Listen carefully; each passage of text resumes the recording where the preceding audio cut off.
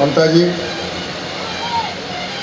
मध्य प्रदेश शासन के पूर्व मंत्री, क्षेत्र के लोकप्रिय नेता आदरणीय शिवनारायण जी, मनोर थाना राजस्थान के पूर्व विधायक आदरणीय कैलाश जी, मीना समाज मध्य प्रदेश के अध्यक्ष लालाराम जी, मीना समाज मध्य प्रदेश के संगठन के कोषाध्यक्ष जगदीश जी, क्षेत्र के आपके अपने कर्मयोगी पुलिस अधिकारी भाई रघुवीर सिंह जी, इंदौर से पधारे हुए डॉक्टर रवि वर्मा जी, कोटा से हमारे युवा छात्र नेता रिंकू जी, उनके साथीगण, सम्मानित मंच, प्यारे भाइयों, सर्वप्रथम तो आपने आपके बीच में आने का मुझे मौका दिया, मान दिया, सम्मान दिया, उसके लिए मैं आभार व्यक्त करता हूँ। और इन लोगों ने क्या क्या कहा मुझे कुछ पता नहीं है, मैं सिर्फ इतना बता सकता हूँ, मैं कोई नेता नहीं हूँ, मैं तो एक सरकारी कर्मचारी था, सामान्य सा। एक मौका मिला और संसद में पहुँच गया। मुझे कोई किसी तरह की गलतफहमी नहीं है कि मैं बहुत लोकप्रिय हूँ, कोई बहुत बड़ा आदमी हूँ, कोई बहुत बड़ा व्यक्ति हूँ, क्योंकि आदमी कोई भी बड़ा पद से, धन से, दौलत से, कद से नहीं होता। बड़ा वो होता है जिसकी सोच बड़ी होती है। और अभी मैं सिर्फ 2 साल का एक जनप्रतिनिधि हूँ। मैं तो आपकी जैसे एक सामान्य व्यक्ति हूँ, आपके समाज का एक सामान्य आदमी हूँ, जिससे मुझे गर्व है। अब मैं सीधी काम की बात पे आ जाऊँ, क्योंकि आपने जो भूमिका ममता जी ने कही, लालाराम जी ने कही, आप सबसे परिचित है। मैं आपके बारे में आपको कुछ नहीं कहना चाहता। मैं सिर्फ आपकी समस्याओं के लिए आपके बारे से बात करना चाहता हूँ। आपकी मुख्यतः जो मैं समझ पाया, मेरी पहली बार मैंने मध्य प्रदेश में आया हूँ, पहली बार गुना देखा, तो मैं किसी को जानता नहीं सर। शिवनारायण जी को इनका नाम सुना है, बड़े नेता है, पहली बार दर्शन हुए। रघुवीर सिंह जी को एक बार जयपुर में शादी में मिला था, आज मिला हूँ। ममता जी को मिला हूँ। डॉक्टर रवि वर्मा मेरे परिचित है इंदौर के, बाकी और मैं, तो इसलिए अगर मैं कुछ गलत बोल दूँ मुझे माफ़ कर देना, नया समझ के। मेरी बोली में कमी हो सकती है, मेरी भावना में, आपके प्रति सम्मान में कोई कमी नहीं आएगी। आपको ऐसा लगता है कि जो आपका हक है, जो आपका हक है, जो आपके राजस्थान में भाइयों को मिल रहा है, वो किसी कारण से आपको नहीं मिल रहा और आप उसके पात्र। यही है आपकी समस्या, यही है ना। अब यह समस्या को प्राप्त करवा को क्या अधिकार है, क्या हमारे पास शक्ति है और क्या हमको करना चाहिए। समस्या एक, तरीके अनेक हो सकते हैं। मुख्य समस्या क्या है कि आप एक पिछड़े समाज के सदस्य हैं, पिछड़े होने के कारण आप गरीब हैं, युवा बेरोजगार हैं।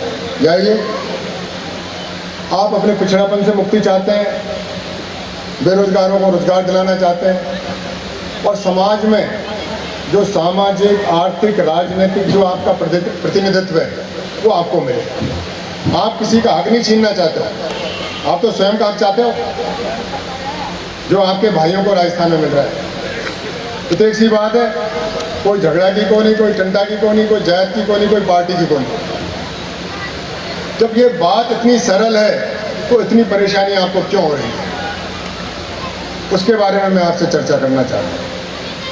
लालाराम जी ने बड़े विस्तार से बताया कि राजस्थान में भी सन 50 में मीणों को अनुसूचित जनजाति से निकाल दिया था। आपकी जैसे आपको सन 50 में निकाला था, राजस्थान में भी निकाल दिया था। वहाँ लोग एकत्रित हुए, इस मुद्दे को समझा और सन 56 में उन्होंने दोबारा वो दर्जा प्राप्त कर दिया। आप शायद चूक गए उस टाइम, चेतना के कारण, नेतृत्व के कारण, जो भी था, आपका दुर्भाग्य मान लें। आपको जो आपका हक था नहीं मिला, आप उससे वंचित रहे। अब वो हक आपको कैसे मिले?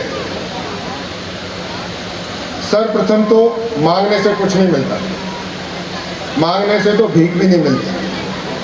हक, अधिकार तो प्राप्त किया जाता है। हक कब मिलेगा, कैसे प्राप्त करेंगे, उसके पात्र होना पड़ता है। जैसे मान लीजिए कोई आपके गांव में सरपंच बनना चाहे, मध्य प्रदेश में सरपंच ही बोलते हैं, या एमएलए बनना चाहे, एमपी बनना चाहे, फार्म कोई भी भर सकता है। जीतेगा तो वोटों से। इसीलिए आपका जो अधिकार है, जो आप सोचते हैं आपका संवैधानिक है और वाकई में संवैधानिक है, आपको मिलना चाहिए। आपको किसी साजिश के तहत, कोई नासमझी के तहत उससे वंचित कर दिया गया और आप हाथ पे हाथ रख के बैठे हो कि हम क्या करें साहब, आप साथ दो, आप साथ दो, आप साथ दो। साथ कोई किसी का नहीं देता साहब। बाप भी बेटे का जब साथ देता है जब बेटा गुणकारी हो। अगर बेटा चोरी करके आ जाता तो बाप कहता है तो होते ही मर क्यों नहीं गया। तो बताओ कौन राजस्थान में करेगा, कौन जयपुर में करेगा, या के भरोसे मत रहो। आप उठो। स्वामी विवेकानंद जी ने एक बड़ा प्रसिद्ध उनका वो मुहावरा है, कहावत है, उठो जागो और जब तक उद्देश्य की प्राप्ति ना हो रुको मत। उठो, चेतो, जागो, अधिकार को समझो। क्योंकि अधिकार को प्राप्त करने के पहले अधिकार को समझना जरूरी है कि मेरा अधिकार है क्या, ये मेरा अधिकार है या नहीं है, इस पे मेरा अधिकार है, मैं इसका पात्र हूँ, कोई व्यवस्था है। और जब तक एक बार आप संतुष्ट हो जाओ कि हाँ ये मेरा अधिकार है, जब तक वो प्राप्त नहीं हो रुकना नहीं चाहिए, प्रयास करते रहना चाहिए। मैं कोई संघर्ष की बात नहीं कर रहा। कुछ लोगों ने कहा संघर्ष करो, दिल्ली में धरना दो, वहाँ आंदोलन करो।